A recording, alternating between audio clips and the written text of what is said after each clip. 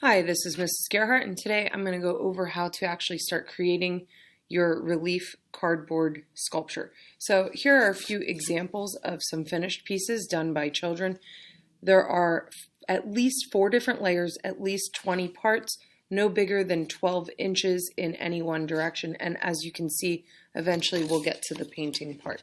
So in order to start, the first thing you need to do is have sketches completed and decide what sketch you're actually going to create. Today I'm going to work from my birch tree example. Then you're going to need to get a background pieces. Now in this case, I picked a shape that's already kind of set up for mine, and I'm going to print my first and last name in the middle on the back.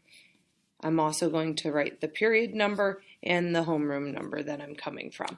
Then I am ready to go ahead and start. Now, if I were working with a mandala shape, I might need to start with a different shape than I originally start with. So I might go ahead and take something that's circle in shape, and I might start to trace that shape onto the cardboard first, and then I would start to cut out the cardboard in that shape.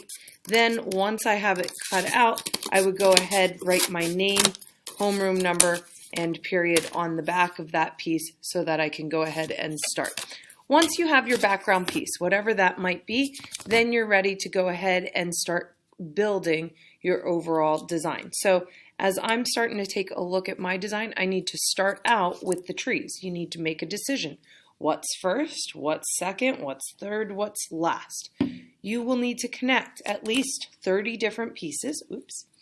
And I'm going to add them on as I go along. I had accidentally dropped that piece, so you can see how I'm wiping some of that extra glue that I actually accidentally got onto the piece.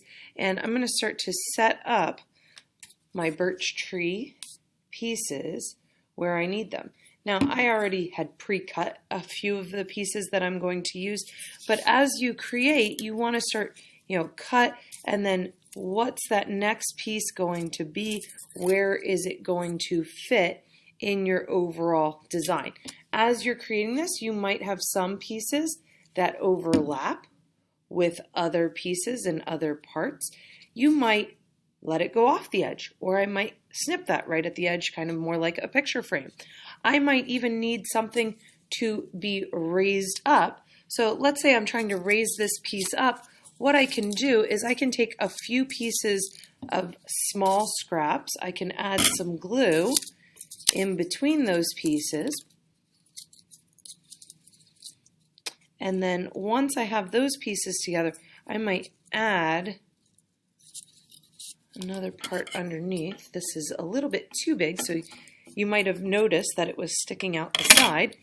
And what I can do is I can start to place this underneath overall so that this will raise it up, and there's a little bit of space underneath the whole piece. Do you see how that raises it up? And then I can go ahead and glue that in place if I would like it raised. I'm not quite at that step yet, but I wanted you to be able to see it because some of you are going to need to raise some areas up a little bit more, or you might just want to raise them up a little bit more than some of the other parts. So I'm going ahead and I'm starting to create and place each piece where I need it. A reminder, as you're building, you're starting to get to 4 layers. So right now, I have basically 2 layers. I have a low layer, and then I have my next height. So I need 2 more as I go ahead and I complete this piece. As I'm setting this up, maybe I want to end right at the edge. That's where a pencil can come in handy because I can start to mark right onto the cardboard. And then once I've marked the cardboard, I can go ahead and I can trim that piece exactly where I need it. I can erase, or I could do the design on the back with the pencil. That way you won't see it when you are completely finished. Now, as you continue, you might start to think, okay, what are some of these different parts going to look like? So for example, I have these little notches in the tree. I might, instead of cardboard, maybe I'm going to use something like a piece of straw to start to create some of those little marks onto that tree. Another thing that you might consider is What kind of cardboard are you using? So I had a cereal box at home that had some animals and some things that looked like leaves. So maybe instead of cutting leaves out of the cardboard piece, maybe I'm going to start to cut them out of another specific piece of cardboard, or and these can be thinner pieces of cardboard or a poster board or something else that might be even more appropriate.